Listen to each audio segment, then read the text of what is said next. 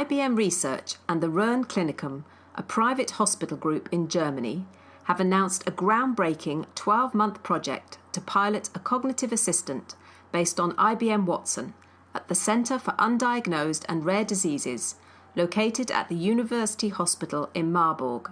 An estimated 400 million people worldwide suffer from one of more than 8,000 rare diseases.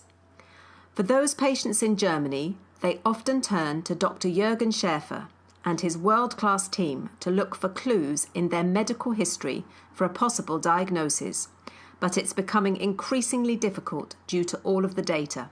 Especially in medicine, we expect in 2020 that every 3 months the knowledge in medicine is going to double. So if we want to use this enormous improvement of medical knowledge, we need to have assistant systems and we need to have software tools to get a hand on this. To address this, earlier this year, the RHÖN-KLINIKUM teamed up with IBM to build a cognitive assistant which can build knowledge, understand natural language, and provide confidence-weighted responses.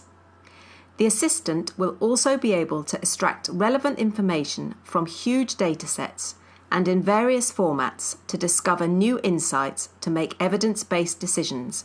So we want to help patients that seen like tens of doctors, 10, 20, 30 of doctors. Respectively, you get that amount of letters back, reports, then you do lab results, or you do a radiology report, for example. That's a huge variety of information. It's an unstructured form, so you need to extract that information out of these files and then put it into context. So one challenge is, of course, we are doing this in German, right? And we want to correlate that with a wealth of knowledge that has been published and that exists in the databases around the world. So that primarily is done in English, so we will match the German to the English. And I think the best example was I was talking with the doctors the other day, and they were saying, oh, we read a 50-page patient file, and there was just this one single lab value that was slightly out of scope that got us thinking about it. Now, what you need to do there, this cognitive process that the doctor does, reading all those pages, and then realizing this one value is in context to something that is slightly off. So what we can do with our cognitive technology is basically sieve out all these values and check them and present them in a way that says, there you go. I must say we had started to use software tools on a lower level, obviously, before, and we used a lot of pay-for-service tools also. But the unique chance we see with Watson as a learning system is especially in the field of rare diseases, where you have continuously to learn to get better, but this is an ideal combination for us. Once the pilot begins, patients will arrive at the centre and fill out a digital questionnaire developed by the medical staff at Marburg on a tablet. This questionnaire anonymises the data it collects and sends it to Watson's APIs in the IBM Bluemix cloud, where the relevant information is extracted for the physicians. Dr. Tobias Müller, an assistant doctor at the centre with a degree in computer science, adds, what we hope to achieve by using IBM's Watson technology is that we first, using Watson's natural language processing capabilities and also its dialogue features, to extract all the necessary information and key symptoms from the patient history. Then we would like that Watson points us to the key symptoms and highlights us the specific results. And at the end, we want that Watson generates us a list of differential diagnosis based on these findings. I must say the chances of such a new technique is overwhelming, especially in the field of rare and complex diseases. We can't really afford to miss it.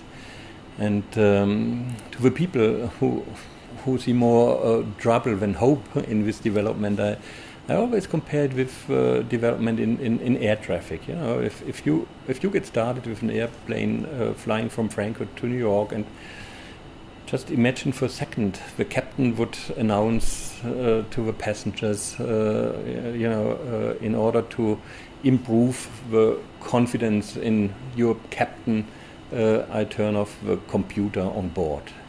I think you wouldn't be all too happy. You know, we need these techniques, and we can use it, and it improves security. And like in aircraft and air traffic, you know, these instruments are very helpful. At the end, of course, the captain is the captain, and he decides what to do. And the same is in clinical medicine. Of course, the physician is at the end responsible for the patient. The insight learnt from the pilot will be shared across RHÖN-KLINIKUM AG, one of the largest and most innovative healthcare providers in Germany, with 5 medical sites and 5,300 beds. Dabei geht es uns darum, dass wir das jetzt nicht nur im Zentrum für seltene Erkrankungen machen, sondern dass wir natürlich frühzeitig schon strategisch daran denken, auch mit IBM zu schauen, wie wir das auf andere Fachgebiete im Unternehmen von RKA ausweiten können. Denken Sie an die Onkologie, dort gibt es ja schon Erfahrungen, auch in anderen Ländern, wo Watson aktiv war. Denken Sie an die Neurologie, denken Sie an die Ambulanzzentren, die wir auf unseren Klinik-Campi sozusagen gründen und die wir ja mit den niedergelassenen Kollegen aufbauen. Schon in der ambulanten Situation kann es sein, dass man geeignete Verfahren mit Watson und IBM findet, um frühzeitig eine gezielte Anamnese zu führen, die uns dort in diesem ambulanten Setting schon eine diagnostische Richtung ermöglicht. IBM Watson represents the new era of cognitive computing, where systems understand the world the way humans do, through senses, learning and experience. This is Anne-Marie Cromack reporting.